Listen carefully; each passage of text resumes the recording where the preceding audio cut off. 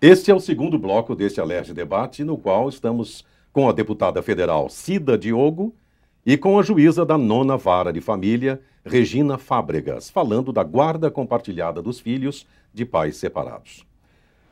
Meritíssima juíza, deputada, antes da aprovação da lei, a Justiça costumava adotar a guarda unilateral, que vocês já falaram no primeiro bloco, e tendia a concedê-la preferencialmente para as mães. As senhoras creem mesmo que a compartilhada poderia unir o casal, por exemplo? Está separado. De repente, por causa da compartilhada, as coisas florescem outra vez, né? O que acham? Não significa unir o casal. Eu acho que a guarda compartilhada, ela vai, na verdade, permitir que esse casal, pelo menos, voltem a... Eles dois possam voltar a se entender, a dialogar, a compreender que a separação dos dois não pode, de forma nenhuma, prejudicar aquela criança. A guarda compartilhada, ela traz um pouco essa reflexão para o casal, porque o que a gente observa muito é que sempre, no momento da separação dos pais, a criança sofre talvez mais que os dois. Ela sofre muito. E aí, nesse momento da separação, se o juiz começa a trabalhar de uma forma mais sensível, mais direcionando para que o casal reflita sobre essa possibilidade, o quanto que esse tipo de guarda favorece aquela criança, que eu tenho certeza que os dois têm a preocupação de garantir um futuro melhor, ela vai ser um momento muito rico para os dois refletirem que vão se separar, muitas vezes não têm mais condição de voltarem a viver juntos, mas podem tá naquele momento pensando no futuro daquela criança que eles dois trouxeram ao mundo, eles poderem juntos se responsabilizarem e garantir um futuro melhor para ela, para aquela criança. Já soube de casos de crianças que desenvolveram doenças com a separação dos pais, câncer e outras. Qual é a sua opinião, juíza, por favor?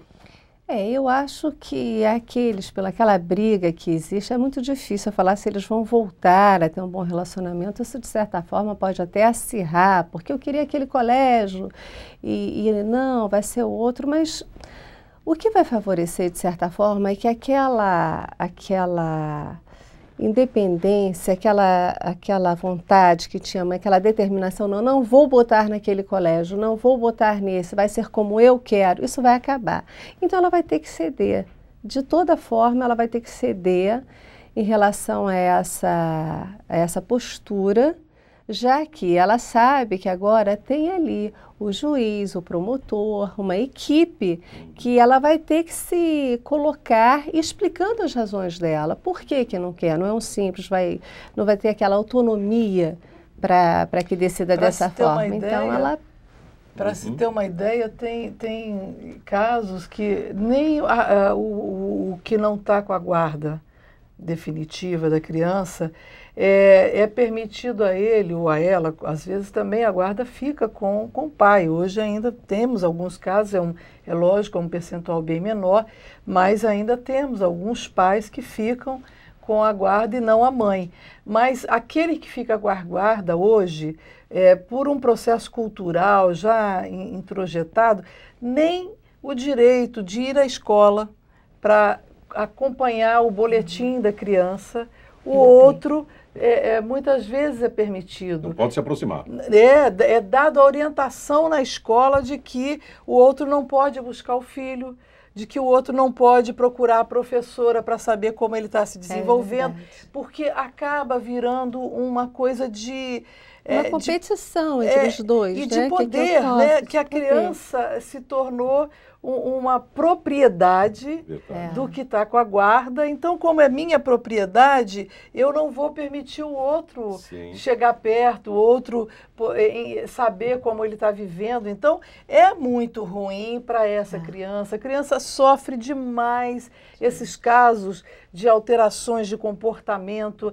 todas as professoras nas escolas refletem isso, elas sempre colocam o quanto que a criança começa a cair o rendimento na escola, como é que ela começa a ter problemas de relacionamento com os outros coleguinhas, por conta de todo aquele processo doloroso que ela está vivenciando de separação dos seus pais. Que situação, não é? E eu costumo colocar muito para as mães ou para os pais, quando eu estou em audiência, normalmente são audiências longas, que nós damos muita atenção aos pais, conversamos muito com eles, eu falo, tenta pelo menos não falar mal do pai, do genitor, do outro, porque isso vai...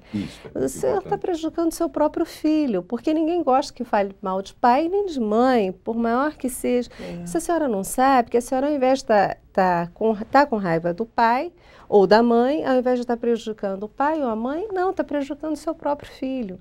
Então, tenta deixar, ou fala com outro, sai com um amigo, tenta passar só para a criança, não, olha seu pai, ele gosta de você. Por isso que eu acho bom essa guarda compartilhada atual que foi estabelecida, porque vai proporcionar uma ligação maior em relação... E outra coisa, vai estabelecer aquele princípio da paternidade responsável. Paternidade no sentido do poder parental, tanto do pai quanto em relação à mãe. Responsável, quer dizer, os dois vão ter que ser responsáveis. Com isso se evita a alienação parental, pelo menos vamos tentar. O que é a alienação parental? Aquela mãe, aquele genitor que tem aquele filho sob sua guarda, fala tanto, vai afastando, o filho chega em determinados momentos que nós vemos isso muito na vara de família, que não quer mais ter contato com o pai, e não quer mesmo. Então nós temos que fazer um trabalho... Que a outra parte fala mal.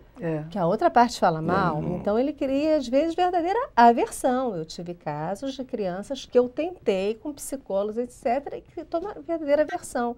Porque fica um tempo enorme sob a guarda daquele genitor. Não teve esse contato, esse acesso que agora vai favorecer mais ainda essa ligação, ele participando dessas atividades. Então, cria a alienação parental, que é um problema seríssimo. E eu acho que filho tem que ter contato com o pai e com a mãe.